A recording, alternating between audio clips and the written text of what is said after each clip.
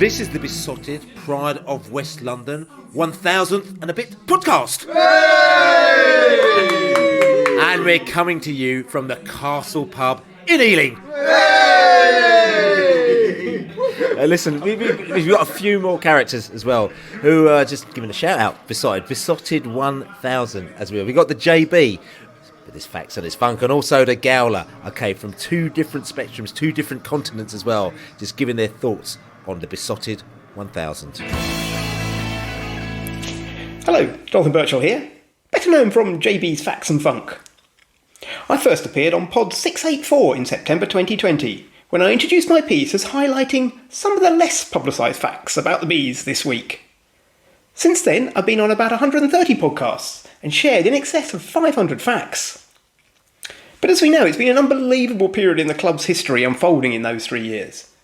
Then in the Championship, we actually won in the playoffs and finally reached the Premier League.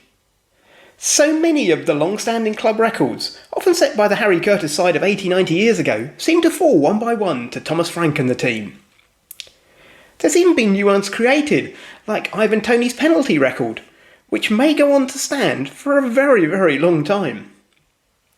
Sometimes something happens in a game, and I wonder if there's a related fact that needs to be told, something that no one else has ever established. I think my favourite was in the Leeds game in May 2022, when Sergi Canos became the first, and still the only, player in Brentford's history to come on as a sub, score, and then get sent off. A short fact, but one that took hours to research, and I enjoyed every second of it. Cheers to the Beesotted 1000. Hey everybody, this is Jacob Galler, otherwise known as the Gowler. I've been writing tactical breakdown articles on the Beesotted website since the start of last season.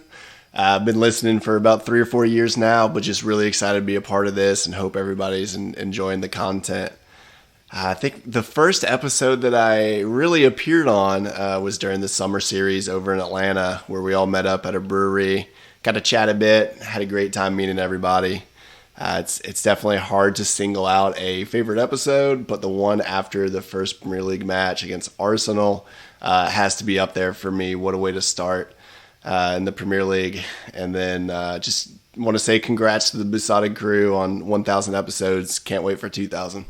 Hello, it's Will the Spreadsheet Winker here. A massive congratulations to Beesotted for reaching the magic 1,000 episodes mark. I started listening to the podcast years and years ago, probably when we were only on a few hundred episodes. So the fact that it's got to 1,000 is a massive testament to all the hard work of people like Billy and Laney behind the scenes and all of this sort of stuff. So fantastic work, top work to get there.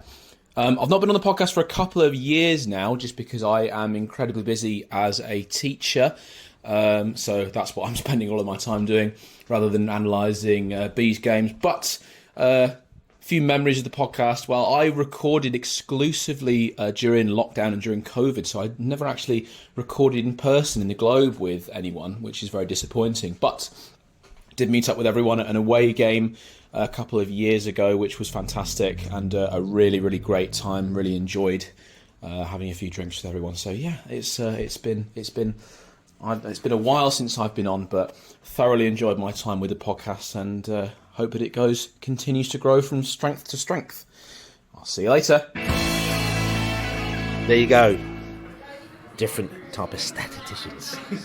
But still wicked in their own way as well. JB, he still had to come up with some fantastic facts for our 1,000th podcast there as well. Like, you know, and we're going to move on, because we got JB over here. And sometimes he was going to be here today, actually, but instead he goes, I'm going to go virtual for you as well. But we see him down the pub here. And we got the Gowler. We saw him in a brewery, actually, in Atlanta, as he explained that as well. You know, and just thinking about that, the amount of different places. We were talking about this earlier off microphone as well, as to how many different bars have we actually recorded this podcast in. Right, I mean, and this is, we should try and get people to go in. You know, we've done 1,000 podcasts, right? Forgetting the post-match podcast, you know, but we're talking about the Thursday podcast where we actually choose the pub. How many different bars have we actually recorded it? And I'm just wondering, just going around there as well, people just thinking about your favourite venue that you may have recorded it in, or unusual places. I mean, Laney, can you think of any? it's got to be well over 100, isn't it? We must be looking at 120, 130 different pubs, I would have thought. Favourite, I mean, the Globe's always special to me because, you know, they look after us and it's a proper football pub, and we've had some great nights in there. You know, the going back there after winning at Wembley and being a Premiership club, and going back there after the Arsenal game. You know, they're bonkers good nights. There's just two out of dozens. Some of the weird and wonderful ones, you know, I always enjoy going to Hospital Club. It always felt special, and it was the very, very beginning of what we did. And I just thought, I think the Cross Keys, weirdly, I mean, it means in Hammersmith. It means kind of like nothing to me really as a pub, but we always had a good laugh in there. We had the election night in there where we were all different candidates. You know, I was, you know, you were a Tory and Liberal was a Liberal. Then we had Matt was a Green. But you had a Fabregas kind of white wig on. You know, we had a good laugh. We had the most. I was UKIP, yeah.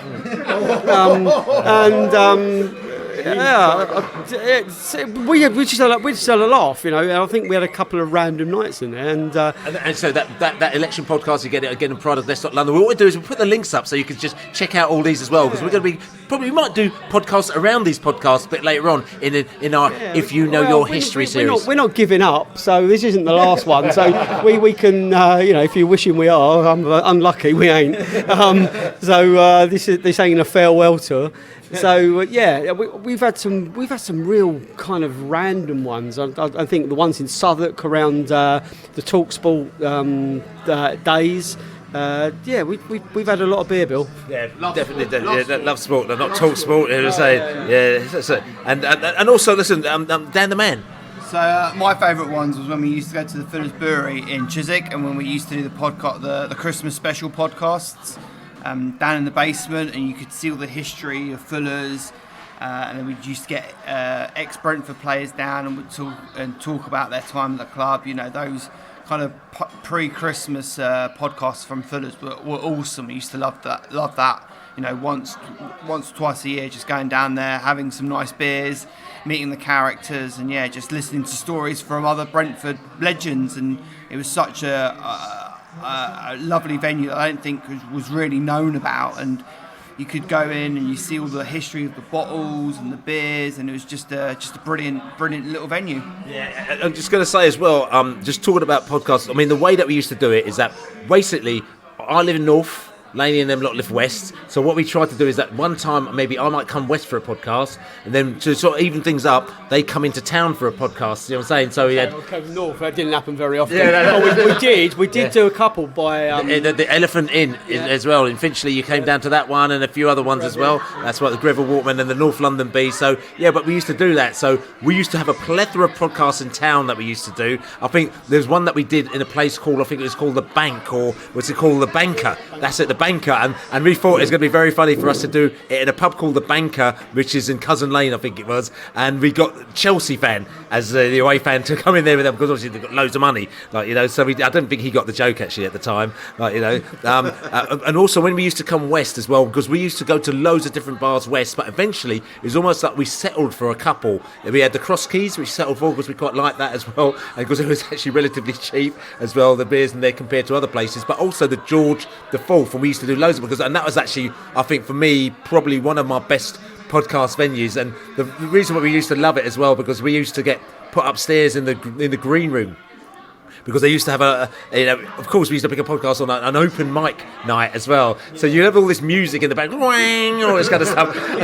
And we're trying to do our podcast. Next minute you've got some of the musicians and the singers all coming upstairs and sort of kind of undressing and all sorts of stuff, like, you know, we're sort of trying to sort of kind of go, excuse me, we're trying to record here. So, but I love... We also went to the Lasso pub before it was the Lasso pub. That's right. The one on Richmond Green. The Princess Head now, which is, which is the pub that Ted Lasso We've got the pub. We start our Ted Lasso tour. We did it again a few weeks ago, where we start off at the pub there, have a few drinks there, then we walk down to Kew from Richmond, and we laugh about the Ted Lasso series because it's full of people who support Richmond, which is 2 minutes down the road, but they actually never go to the game. They're just always in the pub. But we didn't see them in the pub though when we went there, did we? What was the other pub in the like in Chiswick, kind of like by the flyover?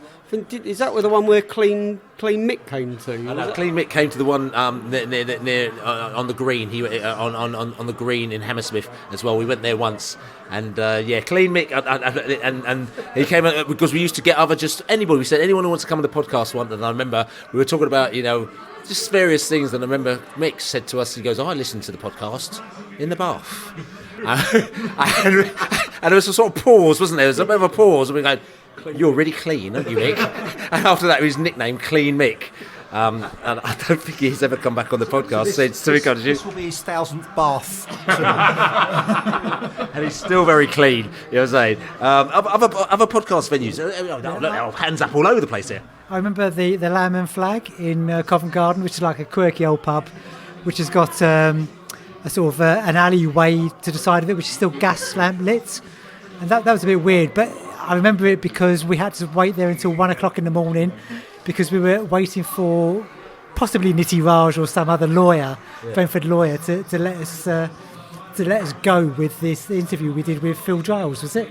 That's right. You'll know better. I can't remember exactly. I think maybe Dutchman. There was something happening, and we would record a whole podcast around it, but then we couldn't actually put the podcast out because there was possibly something legal about it. So we had to wait for the legal department to give us a bit of a go ahead, wasn't it? I think I can. We had some information that was true, and we were being asked not to say it. And all we really wanted was to accept that it was true and ask us not to say it rather than say it was a lie. And they were just trying to say it's not true, you can't do it, and we were going, it is true. And eventually they backed down and said, it is true, please don't say it. And that was fine, that's all we needed all along, wasn't it? And about 2 a.m, we went home. That was the Lamb and Flag. What was it? What was it? No one can remember what it was. Because it was probably I think it was probably Warbsgate or something around that, I would imagine. So it's probably the Allard. We in the early days of the podcast. We met in WembleyNext kitchen, but in those days, Bill wasn't travelling to South London to do it, so he would appear on a laptop screen, a bit like like in Red Dwarf. Was it Holly in Red Dwarf? He would appear on the screen and sort of, and there'd be 4 or 5 of us sitting around a laptop, sort of doing it. And we did, and I remember we did that in WembleyNext kitchen, which I have fond memories of, and obviously the Liberal as well. I remember there's one time as well we did it in that place St Barnabas, which was Icelandic beer. Yeah, that's right. Yeah. £22 a bottle or something like that.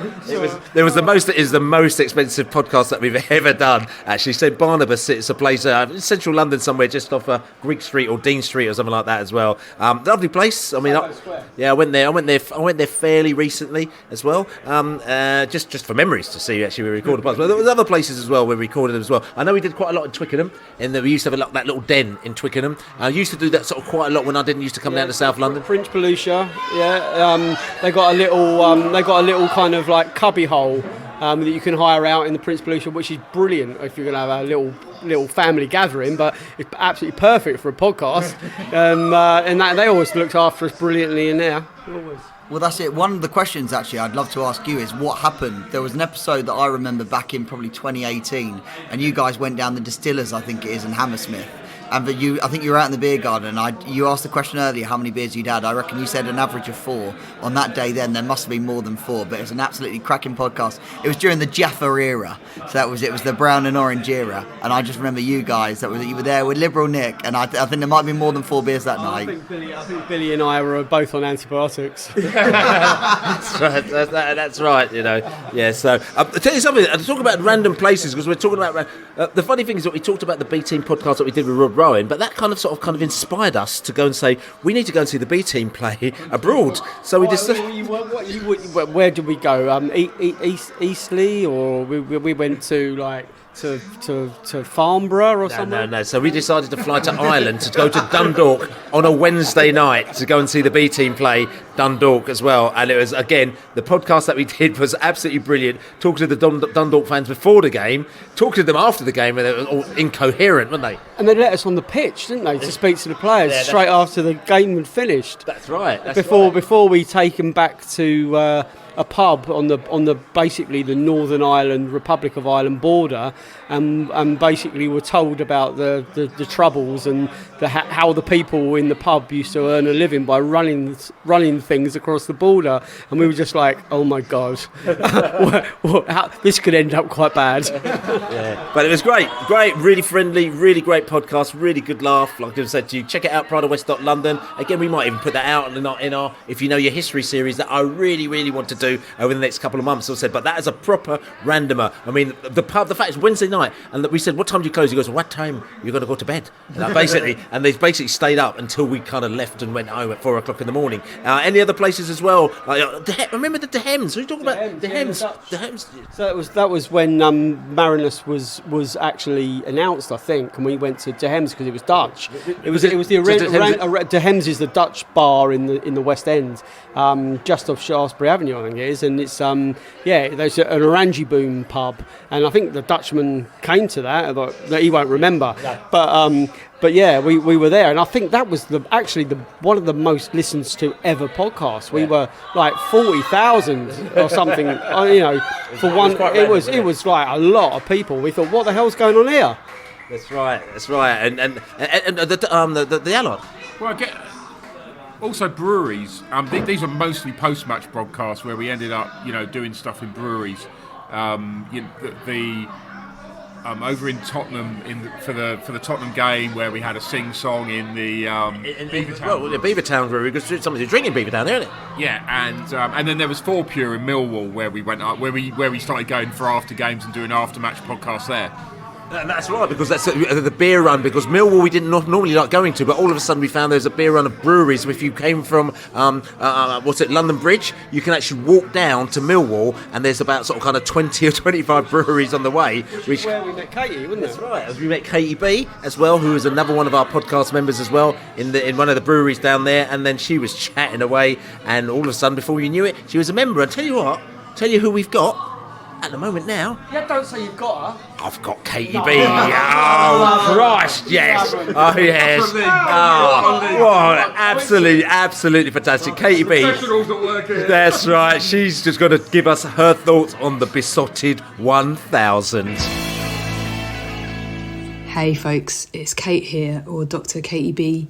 The first time I was on the pod was a post-match episode after a Millwall away game, and my brother and I were celebrating a Bees victory in the 4 Pure Brewery on an industrial estate near the Den when Billy, Dave and the Allard walked in. We got talking with them, and eventually Billy recorded me chatting some post-match nonsense. And then the next day I was like, oh my gosh, how many citrus IPAs did I drink? And what have I said on the podcast? So my sister-in-law had to listen to it to check that I hadn't totally shamed myself. But obviously I hadn't, because Billy said I could come back, and I sort of realised that nonsense was part of the point. And I have very fond memories of being in the Distillers in Hammersmith, with Robin asking a group of bemused French people how you pronounce Neil Maupay's surname, and also of spending a whole afternoon on the balcony at 1 over the 8 on a deadline day where nothing really happened except everyone ran out of phone battery. But the other really magical thing that the pod did was introduce me to Gemma and to the LGBTs. And as a gay fan, that group has been really important to me. And so I really appreciate the work that Beesotted have done to have those conversations about making sure that all fans can feel at home at football. I think that's a really meaningful thing. So here's to 1,000 more episodes. So there you go, Katie B. 4 Pure, and it's interesting, 4 Pure Brewery, because I'm actually drinking a pint of 4 Pure in here in the Castle pub, taking very good care of us as well. Very, very nice. Cast my mind back to that night when we were drinking in the 4 Pure after the Millwall game as well. And then before we knew it, Katie was a regular fixture on the podcast as well, and great fixture as well. And it's interesting because she did quite a number of podcasts for us, both in the studio, the pub as it is as well, and I think she came down to Love Sport a few times as well, which is, we talk about the Love Sport. I mean, I know that XG Dave talked about the Love Sport. I mean, that's talking about different venues that we drink in, but also that we recorded in, and we mainly record in the pubs, but also the Talk Sports Love Sport studio was also another place which was actually, up to me, was quite special. It was quite special because it was a different scenario. At that stage, I think we were doing 4 podcasts a week. It was madness as well. And on the Monday, we used to go into the studio of Love Sport, and we had an hour, but it had to be perfectly programmed. So we actually had to produce the show, and we had clips which you had to just speak for a particular period of time before you came out and did the next one. And we had all sorts of different characters coming in and out. We got Aaron Paul, who now does all the BBC EFL podcasts as well. He was our link man, our main link man for that as well. And tell you something, just go back and have a listen to them, because they were very, very different, quite professionally done, and all good. Like I'm saying, not saying that this isn't professional. Like I say, Love Sport. The podcasts were fine, but it was who followed us that was the best thing, was to actually find out who was on next doing their show on Love Sport. Lembit Opik was on. He was waiting in the studio to go on one time when we were doing it. Yeah. Okay. It was a shame that Kelvin McKenzie owned the thing, but it was a good experience, and you know we had to try it, you know, and it was they went bust during lockdown, so you know. It was a good ending to that experiment. Actually, it was. You know, do you enjoy the time? I did actually enjoy the time. You know, like I said to you, every week you had to be there, so it's like basically you're doing your own radio show, and you had to be there for a particular time. It went out live. We got feedback from people, and it was actually really good. And like I said to you, it's ironic that you say that, you know, it went bust during lockdown, because a lot of things happened in lockdown to change the face of what was happening in podcast land, in football land, in everything land as well. We're talking about Katie used to come on loads of the podcasts, and then I remember that we did a podcast before a game that I was so looking forward to. I was so looking forward to going to Craven Cottage, okay, for our game against Fulham, which I was convinced we were going to win, and I was convinced that win is going to put us into the top 2, and we're going to get automatically promoted. And we went to the Distillers pub again, and we actually didn't use Fulhamish, Sammy from Fulhamish this time, because we thought he's going to be really upset with us, but we're actually going to use this character called Abdul, who I'd met as well, who is a proper random character, but nice guy, and we got him, and he'd never done a podcast before, and we sat down with him, and to be quite honest with you, I don't think he'd actually sort of sat down with opposition fans before as well, because I think he's a bit of a character, you know what I'm saying, is the Abdul, but he sat down with us, and we did the podcast with him, and he said he enjoyed himself so much, it was all good, you know, even though the rival was there, and we sat down, KEB, you know, did the thing, you know, and everyone like that, and we did that podcast, and I remember I went back that night, as I did, at like 1 o'clock in the morning, spent a couple of hours editing it, put it up at 4 o'clock in the morning, yay, can't wait, get ready for Fulham, and then bang, what happened? The Allard. I think it was lunchtime on the Friday. It was a Friday evening game, wasn't it? And it was maybe early morning on the Friday when it was announced that all football had been stopped because of because of COVID, and we never ended up going to Fulham. Some of us ended up, as I recall, in a bar in Richmond, which was the bar we were going to meet in to go to Fulham, and that was probably the last time we actually saw each other before lockdown came on. Probably the last time we saw each other for a couple of years, actually, as well. You know what I'm saying? Not me, because I wasn't there. Yeah, not quite, because what we managed to do during lockdown was we went to Ash Vegas, which was Laney's back garden, basically. And it even had floodlights and everything, so it made it feel like a proper football game. And there was 6 of us, and to be honest, that probably saved my life. Those meetings when you could actually see your friends in an outdoor space 2 meters apart, it was beautiful. There was a lot to take on, wasn't there? Obviously, we were leaving Griffin Park. We'd said goodbye. I think a lot of people knew that something was about to happen. You know, the last game that any of us went to a competitive match was that Sheffield Wednesday win, and we'd said, no, that's probably the last time. You know, it was a bit of a calamitous way of looking at it. It was a bit fatalistic, but I think we sensed something was coming. And then when lockdown happened, and I'm not going to go into the ins and outs of lockdown as such, because it was such a tragic time and a lot of people lost their lives, and it was an awful time for everyone. But we're here to talk about the 1000th edition of the podcast. The podcast came into its own during lockdown. We got so much more feedback and so many more listeners and so many more messages and people reaching out and telling us how much they relied on it, how much they enjoyed it, how it broke the monotony, how it gave them something to look forward to, how it just distracted their minds away from the worries of their loved ones, their jobs, finances. People's lives were, none of us knew what was going to happen. We always, people always expected it not to be as awful as it could have been, but it was something that, it was a glue that bound us all together, I think, for a period of time. And I think, again, Trevor on the GPG, he ran interviews which were great as well, but the podcasts that were coming from home and then from the Globe when that time happened, I think that era is something very special, and I'm very, very glad that the podcast was there for people to share and to coalesce around something that meant something to them. It's interesting you talk about the Sheffield Wednesday game. I remember my daughter was ill for that Sheffield Wednesday game. She got a season ticket and she used to turn up to all the matches. She was ill that day, and then I came up. She gets to me. She just couldn't get out of bed, and she said to me, "I'm really sad. I'm going to miss Brentford's last game at Griffin Park." And I went, "Don't be so stupid. Of course you're not. There's going to be loads of other games," because I still, glass half full, thought it's not going to happen. And so when that lockdown happened, I was a bit gutted, to be honest with you. You thought, what you going to do? But what we did is that at that stage, and you can imagine, we were a sort of community, a band of characters who our podcast was basically revolved around going down every week for how many years? For about 5, 6, 7, 8 years. About 5 or 6 years, we'd be going down the pub every single week. We're doing that, and that was pulled away from us. And we had to work out how we're going to rejig this podcast thing, and that's when we started to go online.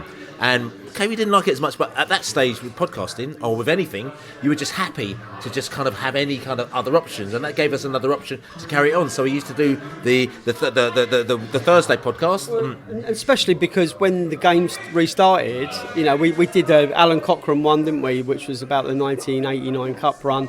But then once the games started, they came thick and fast, and we were winning every bloody one of them, and it was an incredible run of results, which helped us all get really, excited about the next game. And I know how that season ended wasn't brilliant, but it was that roller coaster of building up to that Fulham game at Wembley. It was, and again, we're just talking about how the landscape had changed. We're doing it online on a Thursday. Then on a Saturday, you had sort of kind of Laney and his crew are doing their little thing, and loads of people are doing all their little things in little pockets all over. A lot of people, didn't feel comfortable necessarily coming out of their houses, so they just stayed at home. For me, I felt very comfortable. I just started my football coaching then, so I'd play a game in the morning with my daughter between 9 and 12, and then I'd get in my car again, because I'd given up drinking at that stage as well, so I was on the 0%. So I'd get in my car and I'd go down the Globe, and the Globe had these sort of kind of socially distant stations, and there was a load of people that I never knew beforehand. People, just loads of different people that you never met before. But because of that scenario, you were thrown into a different situation where you met new people, you became friends with new people, what I'm saying. And we had a brilliant time. And you sit down there, and everyone would have their own little table. You sit, when you're talking to somebody, you're sort of shouting across the room to them, because you had to keep yourself socially distant. But then we'd still be singing songs. Brentford would be 2 minutes down the road, but we'd be sort of sitting 2 minutes down the road, singing the songs and just sort of recreating Brentford. But what we didn't know, because we were able to do the post-match podcast like we did before, go around people in the pub and broadcast it back. But what I didn't realise is how much that actually affected people. I didn't realise that until I went to the Swansea game, and people coming up to saying, "We used to listen to your post-match podcast. It was just like we were at the game," and it just kept us going. And for me, I had no idea, and we didn't have any idea, because all we wanted to do is that we just thought, just do normal. Let's go down the pub. Let's watch the game. Let's have a laugh. Let's have a sing-song, and that's just kind of what we did, and it was brilliant. And during that period, and maybe this was a bit before the Globe, because this was when basically the only way you could meet people was to go to the park. And me, Laney and Dutch, we did a few walks, I remember, during lockdown. And then we sort of chatted to each other and we thought we could do a podcast from a park. Luckily, there's one opposite Dutch's house. I live around the corner from Dutch, so that became the middle ground that Laney and Billy had to deal with.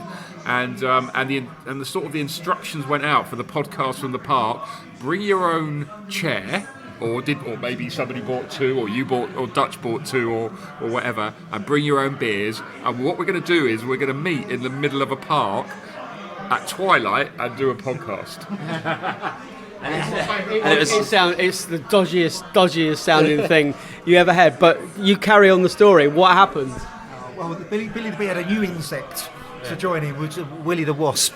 Which is just or the Hornet, Harry the Hornet. You haven't explained it, but people won't know. Well, basically, we were sort of next to a tree, and for some reason, a million hornets attached themselves to that tree, and when they got bored with the tree, they picked on the only other thing in the park, which was us. Well, when you say us, Billy. But mostly Billy. And we got attacked by diving hornets, as I recall, as we were recording live. And it probably sounded quite odd and quite bizarre on the podcast. But basically, yeah, Billy being attacked by hornets. I actually now, thinking back, if I recall, the blossom on that tree was orange, and the microphone he's sticking in my face at the moment is orange. And I'm now wondering if it was the microphone that was the attraction for the hornets or whatever those godforsaken things were. Or were we just about to play Watford? Oh, there you go. Yeah, there you go. Yeah, I mean, so like I said to you, that podcast era, and a lot of people just remember that. I mean, tell you something. What we're going to do is that we're going to give you a little taste of one of our little post-match podcasts from the Globe as well. You know, so where the characters came, like Pat, you know, just brilliant. Her love for Brentford came out, and that was founded in the Globe in the post-match podcast Globe era. Before we start talking about football and stuff, I, like I do, had a flippant throwaway tweet earlier on in the week, and I jokingly said at the time that because of the virus, the coronavirus, if it escalates as it could, and people are predicting that it might, that the final game at Griffin Park stands every chance of being played behind closed doors, and of all the emotional kind of farewells that we all want to pay the old girl, none of us might be allowed in to say those goodbyes. So, at the time I was just like, it seemed like a bit of a futuristic kind of post-apocalyptic kind of nightmare, but it stands every chance at some stage that the UK government might copy what the Italian government and the Italian football authorities have done, start playing games behind closed doors. So it's a strange old world we're living in at the moment, and God knows what's going to happen over the next few weeks, but watch this space. This is the Beesotted Pride of West London podcast, and we're coming to you not from the virtual joint, not from the pub, not from the park, but this time, as you can hear the birds chirping in the background, we're in the garden. We've decided to sort of plot up a few days early as a bit of a dress rehearsal for Saturday's match, where there's going to be all sorts of garden parties taking place, all sorts of cookouts, all sorts of gatherings taking place all over West London as Brentford and Fulham play the game that should have been played on Friday the 13th of March. I'm Billy Grant, and I'm sitting here in my backyard here with my chums. I've got Laney at least 2 distance away. Laney, how are you? I'm good. I'm far enough away from you to feel safe, and I'm near enough to do this in person. So yeah, we're edging there, mate. That's right, edging. Good to have you around as well. And I've got Daz a first time this season as well. Darren the Bee as well, who lives not too far from me. 2 North London Bees as it is. Darren, how you doing? Indeed. Good evening, Bill. Good to see you got your 2 metre length microphone pole out tonight for this occasion. I'm very well. We're enjoying watching a bit of the football starting up again, Project Restart, and we're looking forward to Saturday, mate. Potty. Free vaccination with every listener to the podcast. How about that? Yeah, actually, that's a good way of doing it, isn't it? If you need to soothe your nerves, before you get your vaccine, listen to the podcast while the nurse injects you.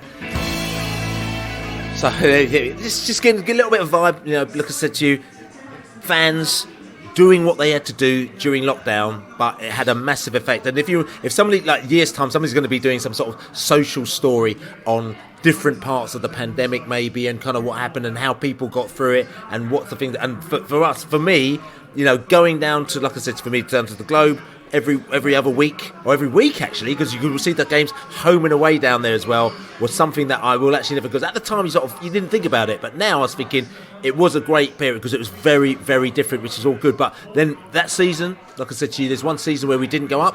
Then we had the following season where we had another really, really great season, and we started to come out of the pandemic. So we had the situation again where you were trying to normalise yourself, going down the pub, still socially distanced, having your drinks and everything like that. A lot of people still didn't want to go out to the pub.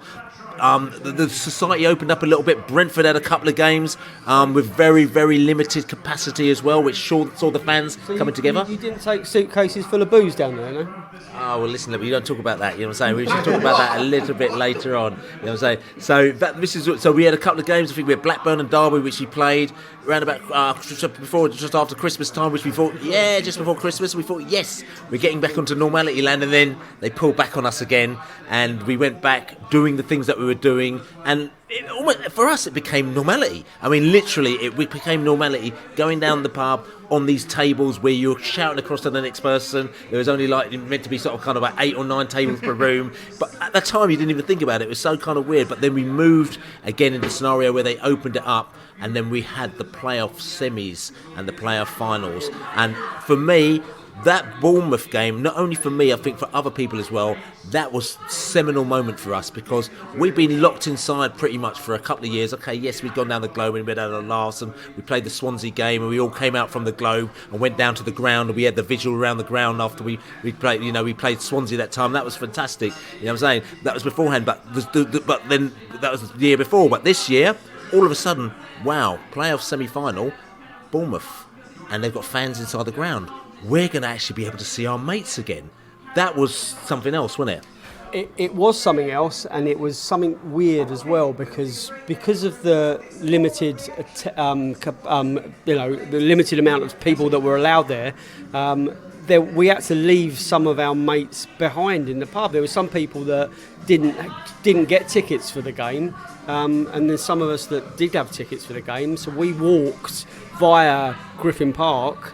We popped into the off licence along Wimble Road and bought some little miniature bottles of Jack Daniels to raise a glass to Griffin Park as we walked past. Then we walked through Green Dragon Lane to New Griffin Park and saw a game that I will never ever forget. No, I was going to say, I mean, the thing is, for me as well, though, I think the podcast has been so powerful because that was it. In many ways, there was so much we were losing out on, and the podcast had a way of bringing along a little bit of that normality, that pre-pandemic normality, back into that game day experience. And I remember going into Bournemouth just buoyed by everyone around us, because even though not everyone was there with us in person, they'd been with us with the characters you saw and heard through the podcast. They were still contributing and still seeing stuff, and it made it feel like, do you know what, football is still very much alive here, and it was so important for me. And then obviously taking that all the way through into an amazing game. I think the whole lockdown thing was such a weird experience that the first leg of that semi-final I actually watched in a paint shop in Richmond, which is pretty weird, I think. The Bournemouth semi-final, the Bournemouth semi-final. Lost. Yeah, we lost 1-0 and watched it in a paint shop in Richmond. And then the actual, the home game, the second leg was just stunning. That 4,000 people in that ground made so much noise. It was just incredible. We'd never seen anything like that. With 12,000 people in Griffin Park, we've never heard that noise before. It was just so incredible. And again, I'll talk about it, but that Bournemouth game was incredible, because what also happened is that, and I keep talking about it, is that initially we were at the Globe when you've got your little tables here and there and everywhere, but all of a sudden they're allowing more people back. So all of a sudden all your mates were back loud inside the pub, and you've got more of a caucus of people, there's more of a vibe. Okay, it's not the same as what it's going to be now, but for us, that was just amazing. And then walking to the ground, as you talked about, seeing the game, watching the game, winning that game as well, especially in effect we were 2-0 down on aggregate, you know what I'm saying, and we were down and out, and bringing that game back to win 3-2, it's almost like this is meant to happen. going back to the boozer afterwards, it was just like heaven. You know, like I said to my daughter, she's like, I don't know, 3 or 4 years ago, so she's only 10 or 11 at that time, and she said that's one of the best games and one of the best times of her life that she's ever been to, right? You know, and you've got to try and match that, and that was fantastic. And to be able to capture the moments that people who have been sitting inside their houses for 2 years, love football, and all of a sudden, boom, they're out, seeing their team win, get to the Wembley final, mate, that's just next level. It showed you how long we've been in bloody lockdown as well, because we'd been in lockdown for the Fulham game the season before when we'd lost at Wembley, so we were just going back to Wembley. And I know the turnaround from the season that ended in failure at Wembley and the start of the following one was a matter of a couple of weeks, 3 weeks.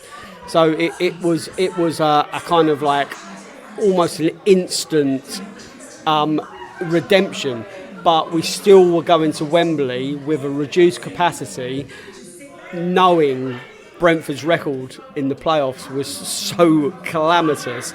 But again, we felt privileged that we were able to go there and record it. Yeah, indeed. And listen, so, I mean, what we're going to do, let's go back to that Bournemouth game. Just give you a little vibe from that Bournemouth game, just to let you hear and feel what the fans felt, almost like just being let out on a leash and seeing their team win and get to Wembley, because that was on a next level. And I'm coming to you from the virtual joint. Hold on a second. I've got that completely wrong, haven't I? I'm so used to saying it. I'm not in the virtual joint at all. I'm actually in the real boozer. On the day that the lockdown has finished, I have got a pint. Okay, it's got alcohol in it, but it's still a pint of beer in front of me. I've got my chums in front of me. They're not virtually.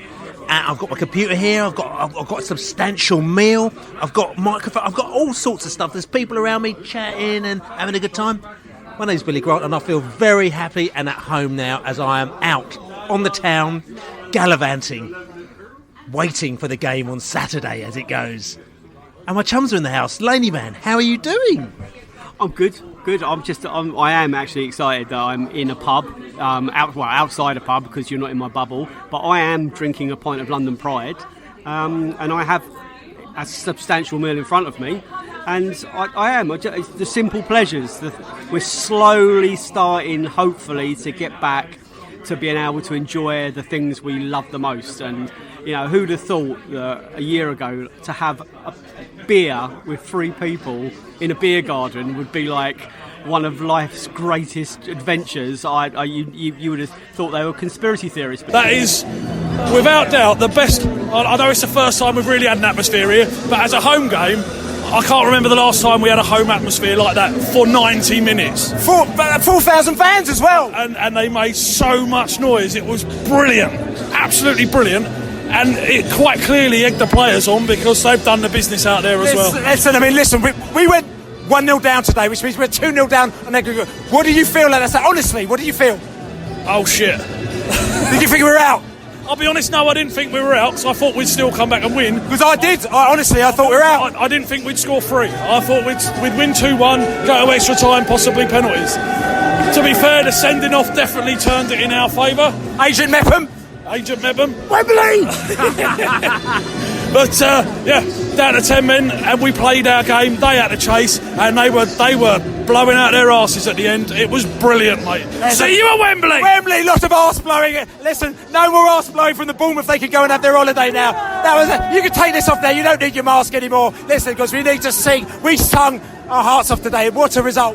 Oh no, Bill, so exciting. I loved it. The tension. I mean, we don't do things easy, and I didn't feel that ref was always fair, but I can forget all that now. We've got over that, and we're going to Wembley. I love it. Up the Bees. There you go, Bournemouth game, and the Bournemouth game led on to Wembley, which was another development, because the thing that again was weird about Wembley is that again, we got 10,000 tickets, but there was a lot of people that didn't or couldn't go. So a lot of your mates, they couldn't go to the game as well. So it wasn't like, ladies being very, very unsympathetic over here. But there was a lot of people that couldn't go. But the people that you just thought this is actually a magical moment. Going down to Wembley, being there with certain fans, winning like we did, winning like we did, and then coming out and celebrating like we did. Right? I mean, for me, that was like, it was almost like that was the pinnacle. That was absolute pinnacle. I mean, the Bournemouth game I still love. I actually love the Bournemouth game more than the Swansea game. I think that's fantastic. But Swansea has set us up to where we are. We went to Wembley, we beat them 2-0, hands down. It was very, very easy. But coming out of that stadium afterwards, the funny thing is that coming out of that stadium afterwards and seeing people, and it was like, like we've seen people, they look like they were, because we've lost every single time we've gone to Wembley and every player final, like 9 or 10, every time we lose. But people were coming out and they were like dazed because they didn't know what to do. Because normally they come out, they're like going, fine, Brentford, you always like, you don't want to go up, and there's like moaning and stuff. But because we'd won, people are like confused, like, what do we do now? It was like a zombie apocalypse. It was like people were just like the living dead walking around, like just in a trance. But even still, it wasn't normal because we had to go back to Box Park and regroup, and getting a cab back to the Globe was just like it was near impossible, because everyone had to be masked up, and there was only X amount of cabs available, and it was still not anywhere near normal. But we went back to the Globe, and and we did a night never ever to be forgotten. And I'm going to say, the man. I just remember coming out of Wembley, and I think I saw you, Billy, and you, Laney, and just hugging like people, and like people I've not seen for like two years, just hugging people and just like having a whale of a time like, coming out of Wembley. Yeah, there was that zombie-esque to it, but it was just almost that euphoria, release of the emotions, everything that's happened in the 2 years. We finally got that monkey off our back, and we've won a game at Wembley, and just coming out and hugging everyone. We probably shouldn't have done in hindsight, but anyway, yeah. And this is the thing, I think, the thing that sort of really struck home for me as to kind of where we got started and where we're going to, because we never thought when we recorded that podcast on that Middlesbrough train that we'd be going down and all of a sudden it's going to affect people. But people were coming up to me that I'd never spoken to before or maybe seen and said hello to, and they're coming up to us and they just went, I want to thank you very much, because we've listened to you for the past couple of years on the podcast, and it's just kept us sane, and it's just been brilliant, and it's reminded us of being at the matches because they listened to the post-match podcast, and when we went down to the ground after the Swansea game and after the Fulham game. But we weren't doing it because of that. We were just doing it because we were just having a laugh. To be honest, we were doing it to keep ourselves sane. Yeah. If we're brutally honest, and I got that feedback as well at some point on a train to West Ham in the Premier League. But we kept ourselves sane, and if it helped just one person to stay sane during lockdown, amazing. My wife said it kept her sane by me popping out doing a podcast every day. But genuinely, I think to me, actually, lockdown was a really defining period for me and how I viewed Beesotted, because I'd loved it beforehand, but during lockdown, I realised how much of like a community it was. It was hearing characters' voices.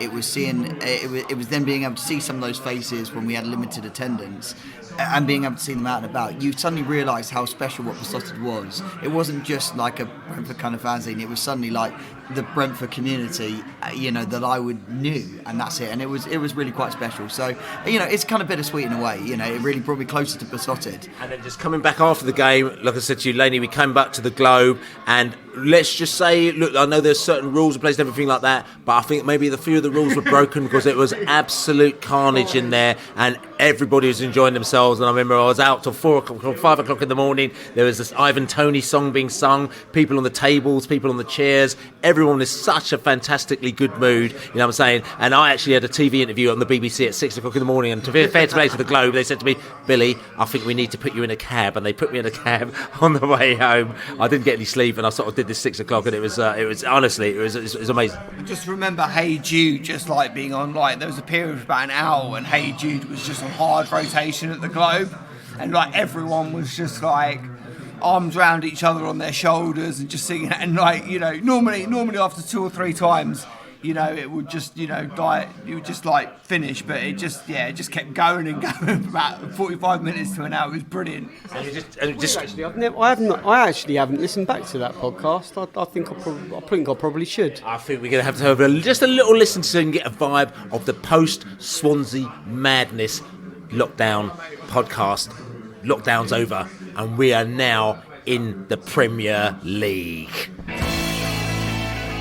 We're Premier League, so we've been celebrating far, far, far too much inside the stadium, and we thought, to be honest with you, sometimes we just got to lap up the experience when you get a good win, when you beat the Swansea 2-0, and we beat the Swansea 2-0, and we are now Premier League Brentford. and what an absolutely fantastic day we've had today. And, well, it's a bit surreal, actually. How are you feeling? As you say, completely surreal to be dining at the top table.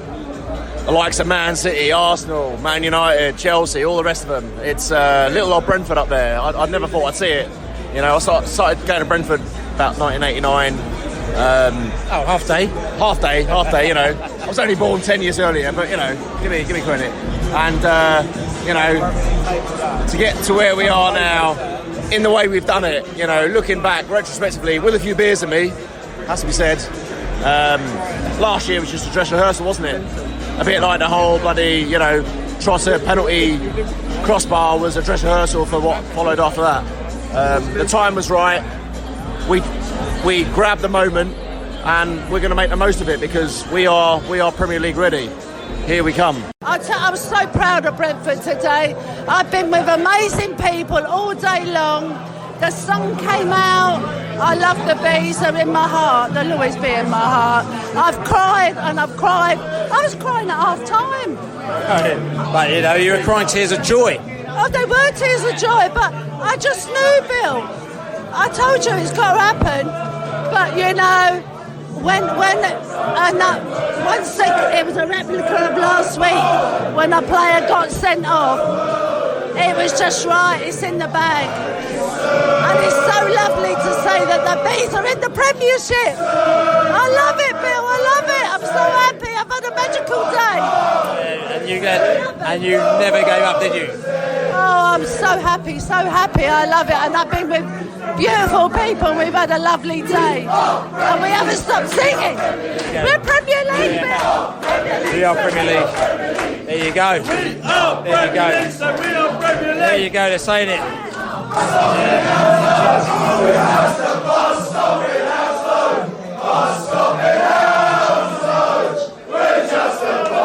We are a bus stop in Hounslow. But what I loved about today was, I think, like, it's so clear that we learned from last year. There was no talk in the week. It was very low key, and that went throughout the whole club. Fan base, players, management said nothing. And like, we knew we should beat Swansea, but you take nothing for granted. And they said, we're going to go out there today, we're going to attack them early. And that never happens in a playoff final, in the Championship. You never see a team go out and try to attack and end it early. That never happens. It's always a tight affair, tetchy, single goal in it. And yeah, I couldn't believe that the tactics were go out, hit them hard early and try to end it early. And yeah, it was amazing. It was over at 2-0, really, because during the game it doesn't feel that way, but in hindsight, like, we were never really in it, were they? Like, the best team won by a country mile. I think the game plan was perfect, and it's wonderful seeing so many people together, happy, and we're having a moment. It was justice happened today, Bill. We got what we deserved, you know. The form going into the final, the manager's decisions, the players, the system, everything went our way, and there was justice that was served up today. Justice was done. So listen, this is the Beesotted Pride of West London Premier League. We are Premier League. We might have to change the title. This is the Beesotted Premier League Pride of West London podcast, especially as no one else. We're going to have a lot of fun next year. We'll have a lot of fun next year, you know. We're going to win or lose, we're going to have a lot of fun. We're going to tell you something, win or lose, we'll be on the booze. I have to work out a few things logistically. Premier League! We are Premier League! Premier League. We are Premier League. There you go. Everyone said Premier League. Yeah, the Premier League. Premier League. We are Premier League. Okay, and first game of the season, Arsenal at home. And this game, talk about seminal moments. We talked about a number of seminal moments as we're talking, and that's just the last sort of 9-10 years we've been doing this podcast, but this was a seminal moment for us. Loads of fans in the stadium. So before lockdown, we only had 4,000. Now we've got 17,000 fans in the stadium. Listen, we're out in the afternoon, you know, drinking and having a laugh because we're going to enjoy our day because we're playing Arsenal. And Arsenal are meant to be very good, aren't they? You know what I'm saying? So we thought, let's have a laugh, let's have a little good drink, let's meet our mates. The first time that we've seen some of these people for 2 years, 2.5 years, whatever it may be, and we'll go to the game and we'll do whatever. Bang, we come out, we've won that game, and we are going absolutely potty. What a moment that was, but not only for us, but around the world, because that game was the first game to be broadcast around the world, and there's a lot of people that were going, ooh, this lot here, Brentford, I quite like them. And before we know it, we've actually taken and brought in a load of new fans off the back of that.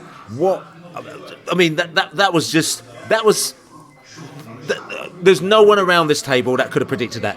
And to be honest, the first minute I kind of realised that this was going to be a bit different was when Billy said, we're going to do a pre-match podcast at the Globe for the Arsenal game. Meet me in the Globe.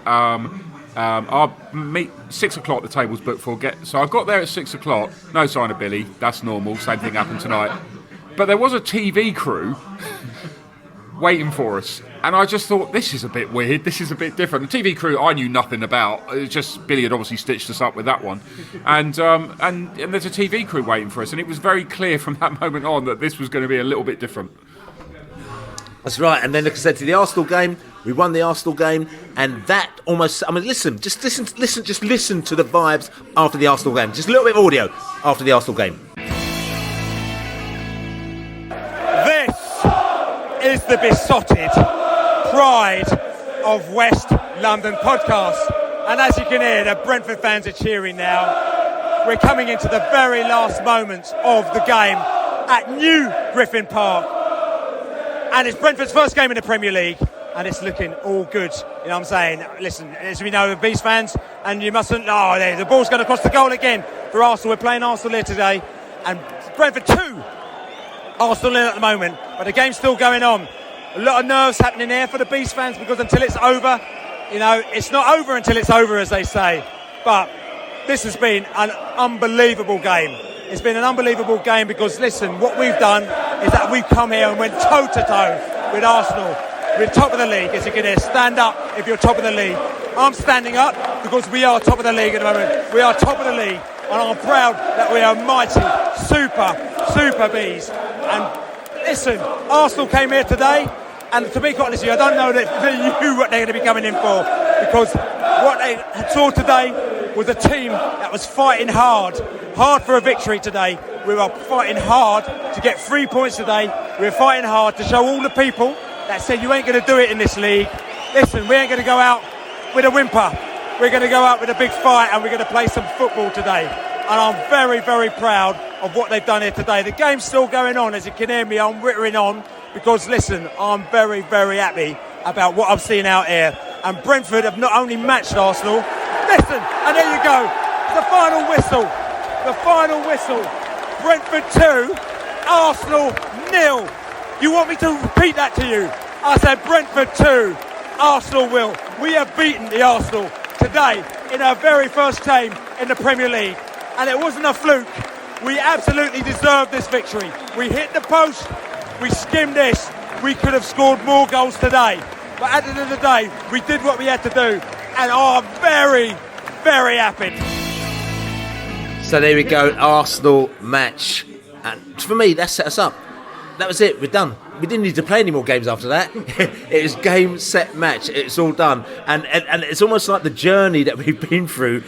That was it. It was almost like it's like, remember Beardy Jeff? We went to England versus Germany, and we beat them 5-1. Beat Germany 5-1 in Germany, and we never ever beat Germany before. And after that, Beardy Jeff said, it's Dan. It's Dan. Dan just said, no. Dan Spriggs said, I'm not going to never go again because we never beat that. And I know we thought you were laughing because he used to go to all England games with us. I mean, he never went to another England game after that because he said, that's it. That's the pinnacle. And also that Arsenal game is just like, we think, where are we going to go from there? And I think that for us, like I said to you, for the journey as to where we've come from, all of a sudden, after that podcast, we started just picking up people from all over the world. It was just madness. Americans, Scandinavians, Italians, everybody like that. But loads and loads of American podcast listeners who we've met, a lot of them as well now. And it just goes to show you the landscape, how this Premier League thing changed the whole landscape. And as much as I love the EFL, I love the Championship, I love the fans, everything like that, it was just like this is just a whole new thing going on. I've not stopped pinching myself since we got promoted to this division, because it was not what I signed up for. I became a Brentford fan because it was my local club, and we obviously aspired, and you obviously hope for better things, and the best days in comparison to what we're seeing now were nothing days really, but they meant everything at the time, and they still mean everything to me looking back. But to see that we're holding our own against the best in the country, and I know we're not talking about necessarily current times, but even this season where things aren't going all our own way, we're still going toe to toe with the best teams in the division and losing by a single goal. And I know we'll get off topical because we're looking back at the 1,000 editions of Beesotted, but what we've achieved at this level, I still remember walking over the bridge to meet you, Bill, by the river before we beat Man United 4-0, and I've had a brilliant Saturday morning. I'm listening to Jeremy Olander in my headphones, pumping out his new Paddy track, and I'm like over and over again listening to this track like in euphoria, thinking, little did I know that the day's going to get a million times better than that. We've exceeded in our time in the Premier League every single bar that I could have placed as a barometer of how good we've become, and the journey's not ending. And it is lovely to have travelled to America, to have met these people are real, and it was brilliant to spend time with them. But the podcast, I think, is a good historical document of how the club have achieved and gone on to bigger and better things. I don't think anyone on that train in Middlesbrough would have thought we would have got to the heights that we've got to now. And actually, the podcast has done a really good job in documenting that, because 10-15 years time, when people go back and do whatever, they can listen to the podcast and feel the vibes and all the shenanigans around it, and it's just a brilliant outlet for the journey that everyone's been on, both the players and the staff of the club and the fans. The fans are the club, and actually the podcast has documented that, and ultimately that's what, if there's any sort of that shows the passion. Yeah. And like I said to you, we're talking about fans as well, and I think the real barometer, as we said to you, is like all of a sudden fans from all over the world have obviously started to get a window on Brentford, and we've got loads of fans listening to us from all over the place, and we've made lots of friends from all over the world. And again, we never thought we'd do this, but obviously we went on the US tour to America. Me and Laney went to America with Brentford this year, and we said that we're going to do a podcast a day, and we did a podcast a day, and we never thought that we were going to do a podcast a day from another country and have something to speak about.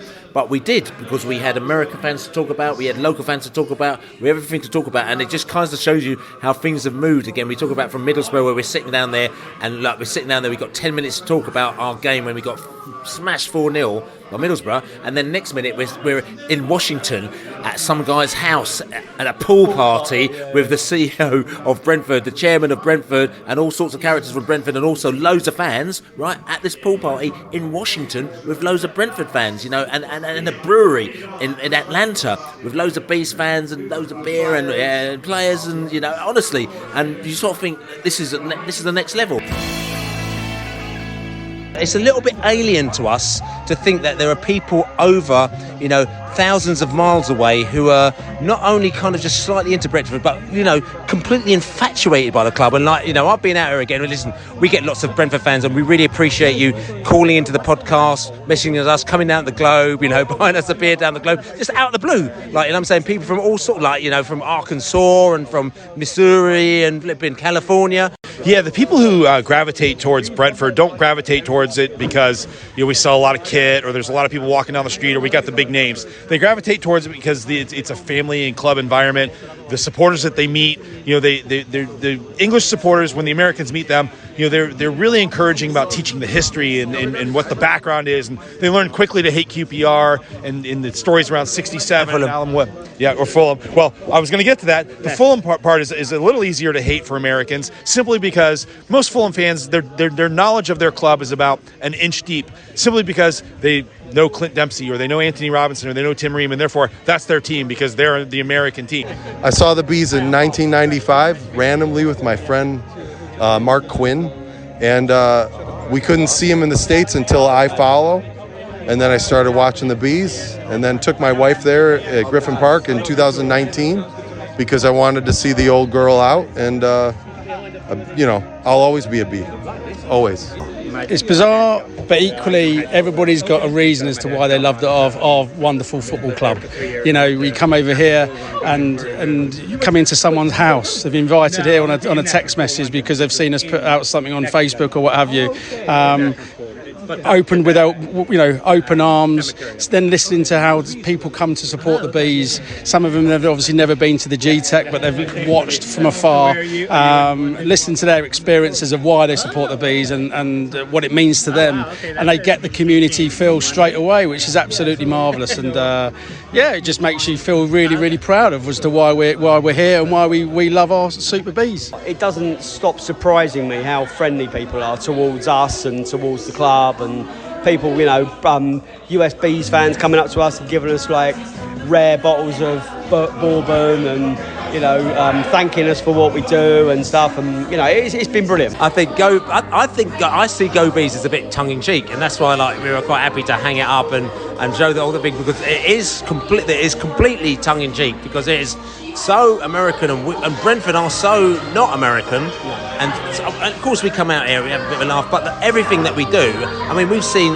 all these other teams and the teams that these other fans embrace, and they're more, they're closer to, they can understand that more, but we're not that. So the Go Bees thing, no, we're not taking over. For me, it was a bit of a piss take. The people that seem to be involved with following us from over here, they understand it. It's not about the glory. It's about the journey. It's just, it's about the quirkiness of us. And I share that vibe. I don't necessarily want it to change where we become. We've become Chelsea. There's also just reflecting on that pool party today. Different vibe. Ask how many pool parties have you been to in England? How many Brentford pool parties have you been to in England? Yeah, not many. I don't know anyone that's got a swimming pool. Brentford Fountain Leisure Centre, maybe? Yeah, possibly. Yeah, I have been there. No, it was really great. Incredible hospitality by John and his missus. We're hiding from the torrential rain. Actually, it's the truth of the matter. It's been really roasting hot here in the afternoons, especially. Like 95 degrees, and then all of a sudden the heavens open and it's like biblical rains come down. Like we're sheltering from it in a nice safe pub. But yesterday afternoon, early evening, we were around the Brentford US fans' house, and it was rain bouncing off of his pool, and it didn't stop people going in the pool, did it? No, it didn't stop anyone going in the pool. It stopped me going in the pool. The food was good. The company was great. There was people from the club there. It was really good. And in one way, I love it. The other hand, I still love the old Brentford. You know what I'm saying, which is kind of like the original kind of humble and small, and we ain't getting too braggadocious and all this kind of stuff, because people, when they sort of latch onto you, we love, as Brentford fans, you to be like, listen, we love these new people coming in, but it's almost like you've got to support the club the way that we support them. We ain't doing this big high level Arsenal, Man City, Man United, Chelsea nonsense. That's not the way that we run. It's like, we still like to keep it homely and small and kind of just sort of truthful and close to what we're all about. And if we can continue in the Premier League pulling in these new people but doing it in the way that we like it, then our club will remain the same, because we don't want it to change, because all these things that we've talked about over the last 10 years and even before that, that's what Brentford's about. And you still besotted with Brentford, Bill? I love them, actually. I do quite like them, but they've just got to keep doing what they're doing. Well, also as well, I think it speaks volumes though that you guys are still here right now. I mean, here we are at the Castle Inn in Ealing. You know, we're still very close to home. This is still very much all part of that experience, and that's what's so special about Beesotted is you're global, but it's also here on your doorstep, and it's so part of that Brentford experience. I think what you're trying to say is that even though the club's got up to the Premier League, the podcast is as shambolic and as amateur and lower league as it ever was. Long may that continue. And on that note, tell you something. We're very proud to remain shambolic and lower league, and I was getting very scared that we're going to be getting too professional, and that ain't going to happen. So listen, this is the Beesotted Pride of West London 1000th podcast. We've had a great time. We've talked about this. Honestly, listen, the Castle Pub, they're taking really good care of us. The Globe takes really good care of us. Everyone takes good care of us. I hope you've really enjoyed this. Don't forget, we're going to do the new podcast coming out soon, which is called If You Know Your History as well. But other than that, if you don't know your history, just check out Pride of West London, because we've got loads more stuff coming on. Thank you very much, everybody, for listening. But as we say 1,000 times, as we say, come on, newbies! 1,000 episodes. Come on. Come on. I believe it. Yeah.